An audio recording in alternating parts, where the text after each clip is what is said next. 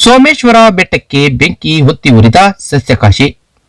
ಅರಣ್ಯ ಅಧಿಕಾರಿಗಳು fire line ಮಾಡಲು ಹಚ್ಚಿದ್ದ ಬೆಂಕಿ ಇಡೀ ಅರ್ಧ ಬೆಟ್ಟವನ್ನೇ ಅಪೋಷಣ ತೆಗೆದುಕೊಂಡಿದ್ದಲ್ಲದೆ ಕಾಡಂಚಲಿನ ಅಡಿಕೆ ತೋಟಗಳಿಗೂ ವ್ಯಾಪಿಸಿ ಸಣ್ಣ ಅಡಿಕೆ ಸಸಿಗಳು ಸುಟ್ಟು ಕರಕಲಾಗಿರುವ ಘಟನೆ ದಾವಣಗೆರೆ ಜಿಲ್ಲೆಯ ಜಗಳೂರು ತಾಲೂಕಿನ ಅರಿಶಿನಗುಂಡಿ ಜಮಪುರ ಗ್ರಾಮದ ಮಧ್ಯೆ ಇರುವ ಸೋಮೇಶ್ವರ ಬೆಟ್ಟದಲ್ಲಿ ಮಂಗಳವಾರ ಮಧ್ಯಾಹ್ನ ನಡೆದಿದೆ.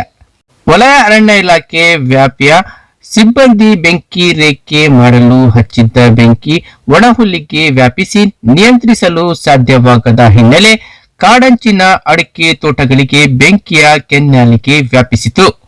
ಬೆಟ್ಟದಲ್ಲಿರುವ ವಿವಿಧ ಜಾತಿಯ ಮರಗಳು ಸುಟ್ಟು ಹೋಗಿವೆ. ನವಿಲು, ಕೌಜ, ವಿವಿಧ ಜಾತಿಯ ಹಕ್ಕಿ ಪಕ್ಷಿಗಳು ಬೆಂಕಿ ವ್ಯಾಪಿಸುತ್ತಿದ್ದಂತೆ ಚೀರಾಡಿದವು.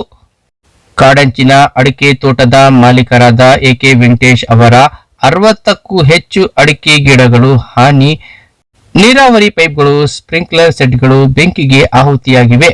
ವಿಷಯ ತಿಳಿಯುತ್ತಿದ್ದಂತೆ ರೈತರಾದ ಟಿಆರ್ ಫಕೀರಪ್ಪ, ಆರ್ ಬಸವರಾಜ್, ಮಲ್ಲೇಶ್, ಶಿವಕುಮಾರ್, ವೆಂಕಟೇಶ್ ಮತ್ತು ಗ್ರಾಮ ಪಂಚಾಯಿತಿ ಸದಸ್ಯ ಪಾಂಡುರಂಗಪ್ಪ ಒಟ್ಟಾಗಿ ಸೇರಿ ಮರದ ಸೊಪ್ಪು ಕಿತ್ತು ಬೆಂಕಿ ನಂದಿಸುವ ಕಾರ್ಯ ಮಾಡಿದ್ರು.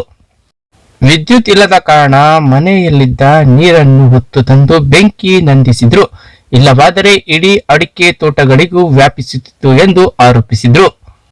ಇನ್ನು ಇದೇ ವೇಳೆ ಆರ್ಎಫ್ಒ ನಿತಿನ್ ಬಲ್ಲವಾರ್ ಮಾತನಾಡಿ, ನಾವು ಯಾವುದೇ ಕಾರಣಕ್ಕೂ ಫೈರ್ ಲೈನ್ ಮಾಡಿಲ್ಲ. ಅರಣ್ಯ ಇಲಾಖೆ ಗೈಡ್ಲೈನ್ ಪ್ರಕಾರ ಡಿಸೆಂಬರ್ ಅಂತ್ಯಕ್ಕೆ ಬೆಂಕಿ ರೇಖೆಯನ್ನು ನಿರ್ಮಾಣ ಮಾಡುವ ಕಾರ್ಯ ಮುಗಿಸಲಾಗಿದೆ.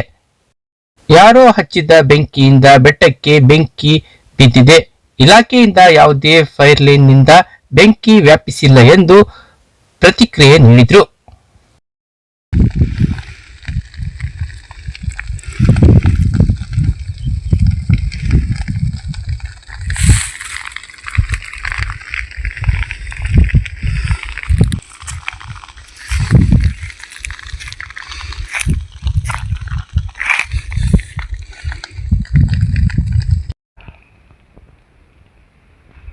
Sampai tengah, siapa tu?